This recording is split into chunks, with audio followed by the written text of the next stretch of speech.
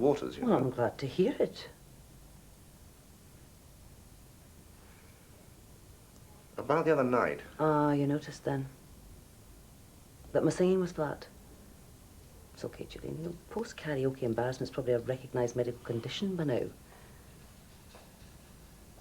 If not, you could always call it Chapman syndrome. Can you just stop being flippant for one moment? I don't find this at all easy, you know. No, neither do I.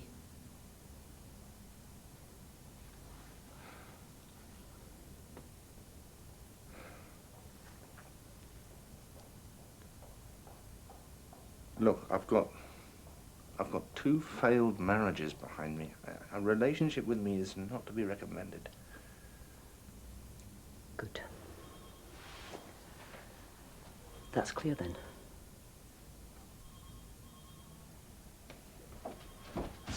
Sandra.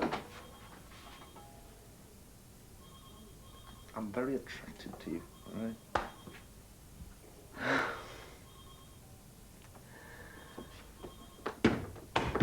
Julian, that's not fair. You know I'm married. I know. Sorry. Well, look, it's said now. I just need to know how you feel. That's not fair either. And I think you know the answer already.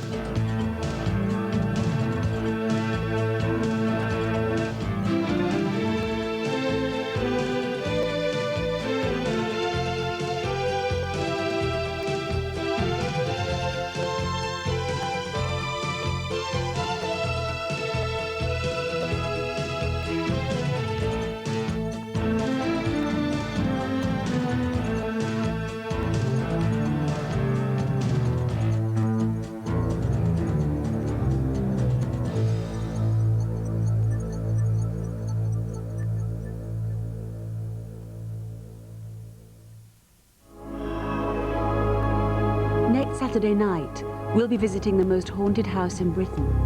But will the ghosts be there? Can you take it? Ghostwatch, a Screen 1 special, next Saturday at 9:25 on 1. When you think of garbage, think of our kids. Eddie Murphy is coming to America in 20 minutes. So now, before the film, at 9:06, the news and sport on BBC One with Michael Burke. Tory rebels have warned John Major they won't be intimidated over the Maastricht Treaty, but he said there'll be no surrender over moves towards closer European Union. The French government has said it won't sacrifice its farmers to save the world trade talks. And Australia have beaten Great Britain to win Rugby League's World Cup.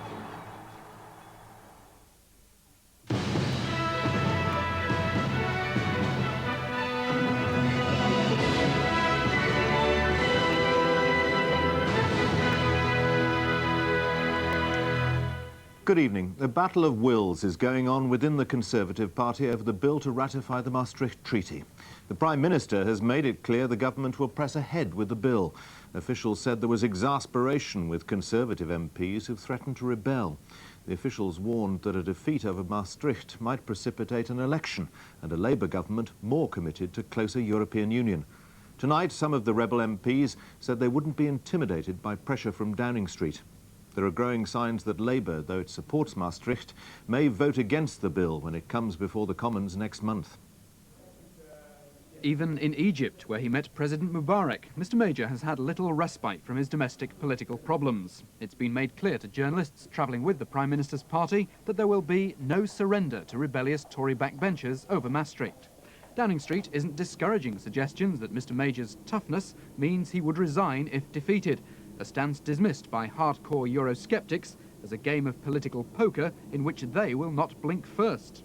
We are not going to be intimidated. If this treaty is brought before the House of Commons, it will be opposed, and it will be opposed vigorously, and I believe it will be opposed successfully. And some concessions, at least on tactics, are emerging, partly in response to the concerns expressed by senior backbenchers who had lunch with the Prime Minister this week. The bill to ratify the treaty won't, it said, be railroaded through all at one go. Party managers will be content simply for it to have made some progress by Christmas. Despite that, senior Tories believe the vote next month could be tight. Very crucial and very close if, as we hear, the Labour Party, which was in favour of Maastricht, having been previously anti-European, then in favour, now does a double U-turn and decides, after all, to vote against on the day. If they vote against Maastricht on the day, then this will be a very close business indeed, and a high risk for the government. Labour believe they can take advantage of this as an issue Mr Major would resign over, something which would suit the party's own Eurosceptics. It's clear the motion's nothing to do with Europe. It's about whether there's any confidence of his party in their Prime Minister, Mr Major. It's also whether Mr Major can go to the Heads of State meeting in Edinburgh in December with any authority. If there's a vote of confidence, it's not the job of the opposition to keep them in power or vote for him. The Shadow Cabinet will make a final decision on Wednesday, but they know voting against the government would not be a risk-free strategy. After several years of carefully constructing a pro-community stance, it would encourage Tory charges that Labour had abandoned both Europe and their principles. One minister said today that any attempt by Labour to take advantage of Mr Major's difficulties in such a way would be a massive political miscalculation, especially with the Liberal Democrats likely to support the government.